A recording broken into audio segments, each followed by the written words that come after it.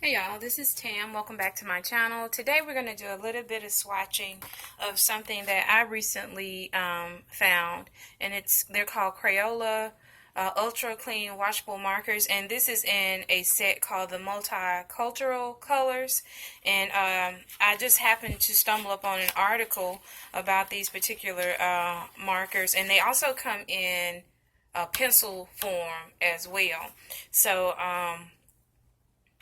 the article kind of prompted my curiosity to see what these work like, and I just wanted to do like a little mini swatch for you guys so that you can also see if you're not already aware. Now I got it already wrote out the color names on just regular copy paper, and I also wanted to try to see what it looked like on watercolor paper as well, which is what this little bitty square piece of paper is.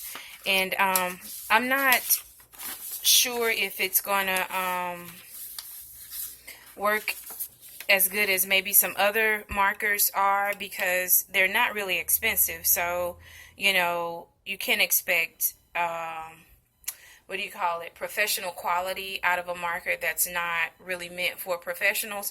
But I do know some people on YouTube are using these markers as well as the colored pencil version of these as well in their projects, and so we just wanted to try it and see what they look like.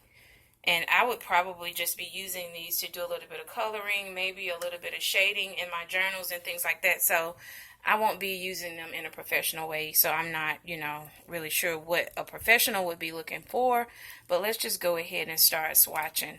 This is the color Sienna, and I'm just going to swatch it here on the copy paper. And it's pretty dark. And this is the color on watercolor paper.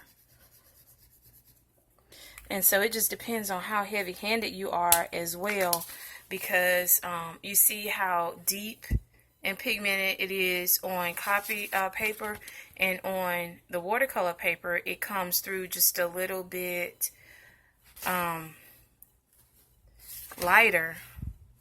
So whatever you're going to be using these on, I guess that's going to play a role in how the color also looks. This is apricot. So let's try this here. Let's see what it looks like on.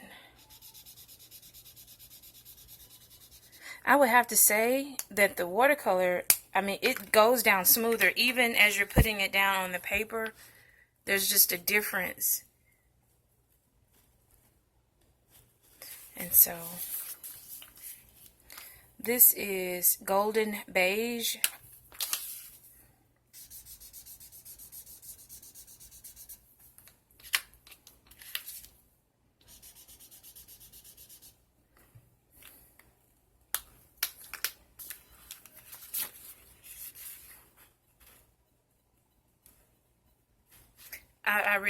I'm favoring the watercolor paper, but I don't have any journals. I have one journal that's created with watercolor paper in it, and that's only because I was this is bronze. I was using watercolor in that journal.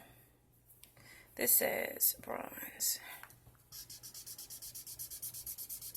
But most of what I would be using these markers on would be just regular paper, and I hate that I'm not liking the way it looks on regular paper. Bronze is what we're looking at. And this copy paper just absorbs it. It really just, when you touch it, it starts to absorb it. So that may have something to do with it too. And this is just regular beige.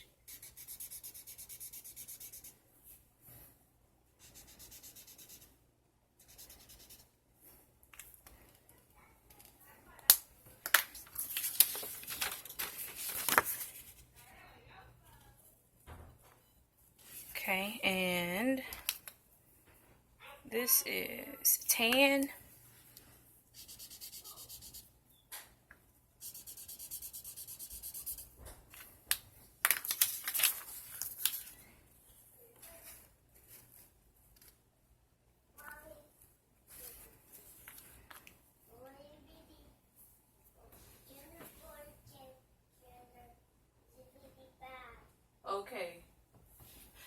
This is mahogany.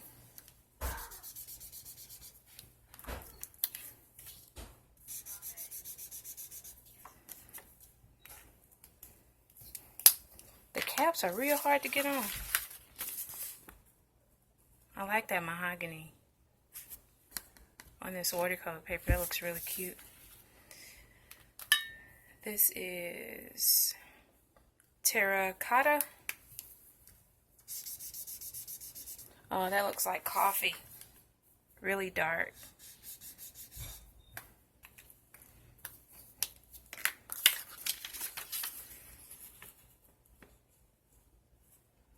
Terracotta. This is tawny.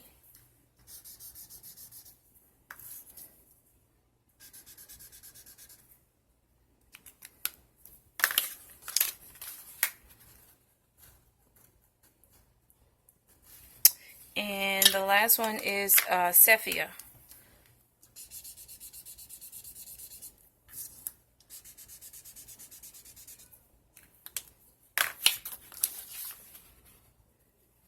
And that's what they look like. Like I've said, I favor it on the watercolor paper over the copy paper, but to be honest, most of my journals are made with copy paper and not watercolor paper. So I guess I would have to make a decision as to whether or not I would be using these. And let's see what it looks like. It's really heavy shadowing on the back of it as well. But you can't see anything on the back of the watercolor paper. Okay, in a second. In a minute. Yes. And the shading on the back of the regular paper, you can really see that. So let's say you were working in your journal and you did something on this side, and then when you got to the other side of the page, you would really have some issues with shadowing on this side. Again, I don't know if I would be using it in that on my regular paper in my journals, because I would not like that heavy shadowing on the back. So anyways, this is just kind of a little swatch, and to kind of give you my first impression of these multicultural colors. And I'll see if I can find the article, and I'll link it down below for you to see the story behind the little girl who worked with Crayola to create these colors. And that's pretty much it. I hope you guys are having an awesome day. I hope everything is going well. I hope you guys are continuing to stay safe. And I really appreciate you. And I'll go ahead and say my outro. If you're not a subscriber to my channel, go ahead and hit that subscribe button. Also hit the notification bell so you can know when I upload new videos. I also have a second channel. It's a Bible journaling channel. It's also linked below in the description of the video. And I also have an Etsy shop. That's also linked below, where I sell some of the things that I have made. And I am going to be having a sale in my Etsy shop just as soon as this coronavirus issues is over and everybody gets back to their normal life, and just to try to get rid of some of the stuff that's in my shop so that it can make room for me to make some new stuff. So you guys will certainly be notified of that once it takes place. But for now, that's pretty much all I have for you guys. Thank you so much for being a part of my YouTube channel. I look forward to seeing you guys in my next video.